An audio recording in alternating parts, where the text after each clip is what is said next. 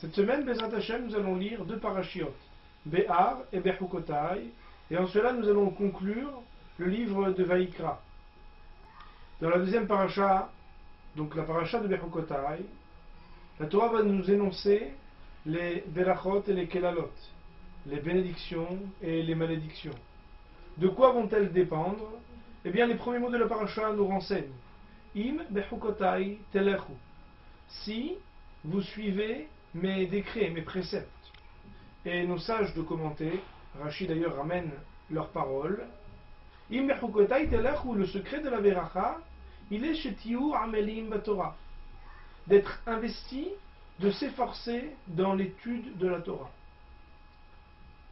Autrement dit, tout, le shalom, l'harmonie, la possibilité d'être serein sur notre terre, d'avoir l'abondance, tout va dépendre d'être Amel Batorah, de s'efforcer dans l'étude. Pourquoi?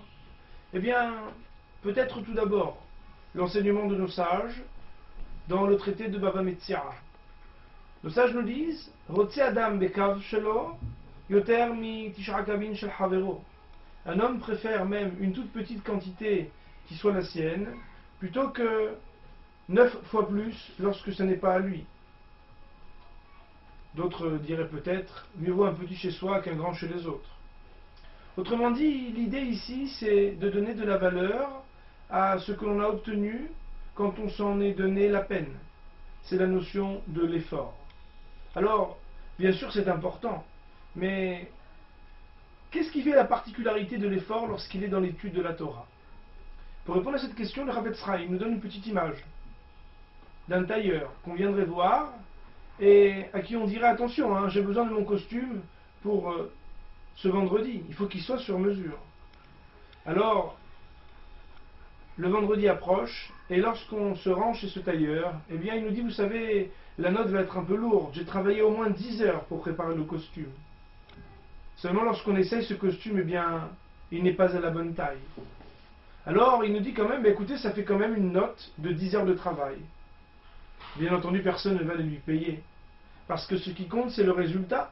Est-ce que le costume me tombe bien? Ou est-ce qu'il dépasse? Est-ce qu'il n'est pas comme il faut? Nous dit le Chafetz Chaim, ça c'est vrai pour toutes les disciplines du monde. Il faut avoir fait des efforts, préparés, mais il faut aussi des résultats. Sinon, eh bien, les efforts sont vains.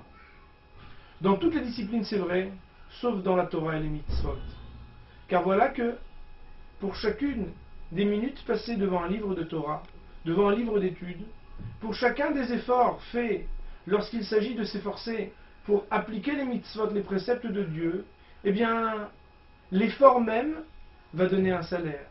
Autrement dit, s'il faut pour obtenir des titres, réussir des examens, il ne faut pas seulement les efforts mais la réussite, eh bien Dieu a cette clémence et cette indulgence de pouvoir apprécier les efforts de chacun selon ce qu'il est. Et c'est en cela que Im Bechukotai telechu, le secret de la réussite et de la beracha, la bénédiction, c'est d'arriver à s'investir toujours plus et toujours mieux, quels qu'en soient les résultats, dans des projets qui vont dans le sens de ce que Dieu a voulu.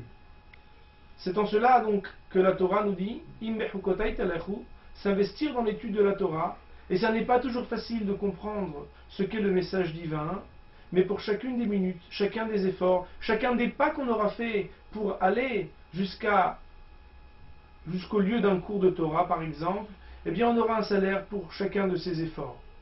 Qu'Akadosh Baruch Hu nous donne le mérite de prendre leçon de ces paroles et de s'investir toujours plus et toujours mieux pour des projets qui sont spirituels, et qu'en cela, avec l'aide d'Akadosh Baruch Hu, nous entendions bientôt de très grandes nouvelles avec la venue du Mashiach.